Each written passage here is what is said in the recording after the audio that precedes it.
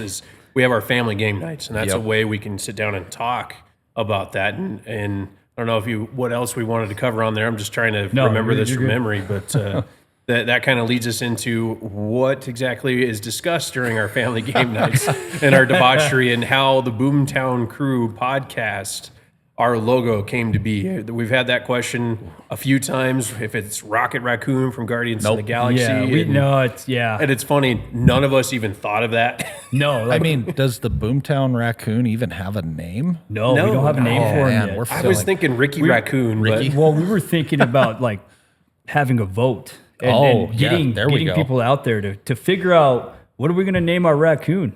Yeah. You know, actually, Sarah, can you pull up our Boomtown Crew podcast logo, or Cedar, please? Thank you.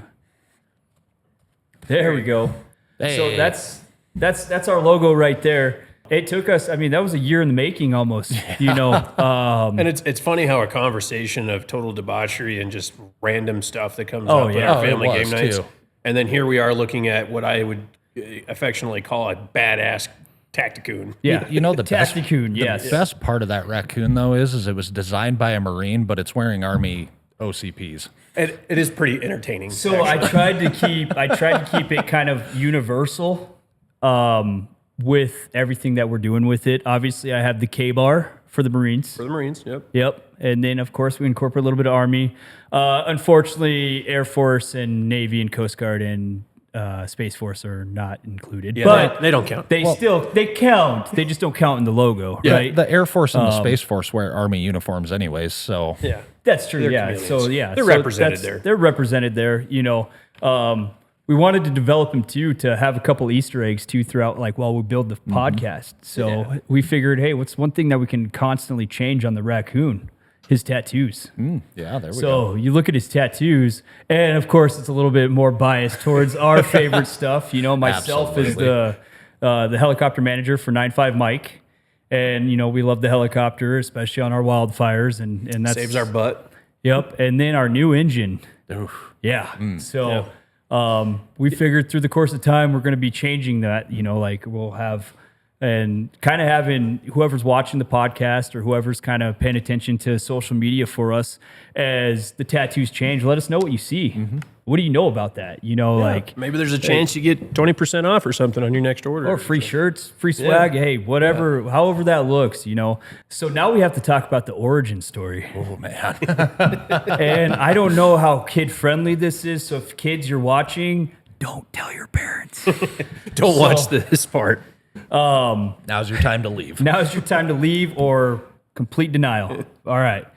It was Super Bowl probably 4 years ago. It was a while ago. 49ers and who was it? Well, it was the Super Bowl when Eminem was the halftime show. Yeah, that was a great halftime show. Yeah. And that's, I think, what most of us were there for anyway. Well, yeah, that and Tay-Tay. Well, oh, yeah. Oh, good old Tay-Tay. Yeah. So we were watching, it was Kansas City versus somebody else. I don't remember who it was. Yeah. So I think that was only 2 years ago. Yeah, maybe it was. Yeah. It's been a while, but it makes sense because I mean it was definitely the influence for our logo. It absolutely. You know, we're like, all right, cool. We want a badass rabid raccoon. I don't want that to be his name. You guys pick his name. Anyways, you guys pick. But we want to make sure that it's a cool name for him and not Rocket. If I see Rocket, no. Nope. So. We were sitting there talking, and at some point the game just was not. We were not entertained by the game at all. That was terrible. And somewhere along the line, we started talking about how small raccoons can fit into something. Pretty certain one of us was watching a video on one of the social medias. We were just doom scrolling while being in the conversation of the group. Yeah. And something came up about how small the raccoon, like how big of a space they can shove through. Yeah. Speaking of small ones, there is such a thing as a pygmy raccoon, and they're in Mexico. Like a baby mini one? You boys like No, Mexico? it's a pygmy. It's like a pygmy goat or a pygmy pig. Yeah. They're little. But it's a mini little baby raccoon? Yeah, they live in Mexico. There's only like 250 of them left. They're close to extinction. Oh, No so kidding. we can't have one then. no putting him in my butt because that's a national crime. We haven't even got there. We haven't got there, Shane. Thank you for opening up the next segment. Whoa. So No, I'm pretty. we ended up talking about, you know, how like in Iraq or I mean, even here in America, these rats and mice can fit into small holes. Like what is it, a quarter of their size? Something like that. At what point can a raccoon, they can get pretty small. Can they fit in a butthole? And how many can you fit? And how many can you fit in a butthole? That's what we're talking about.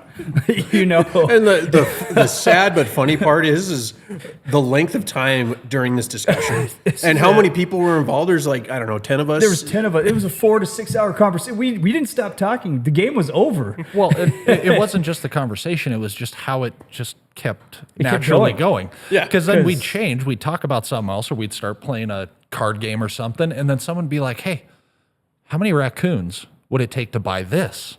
What? Yeah. Well, what's the monetary value of a raccoon? Yeah, we started figuring out like how many raccoons per yard. Yeah, you know, while we were watching the game because it was so damn boring. Well, he kicked it from 40 raccoons away. It 100% was the raccoon-based life system. Yeah. There was so much we were talking about that. So That's kind of so maybe that dark, weird, odd, and strange humor that just naturally comes out when you get a group of folks together who have been through some stuff, and that's just what we're going to talk about.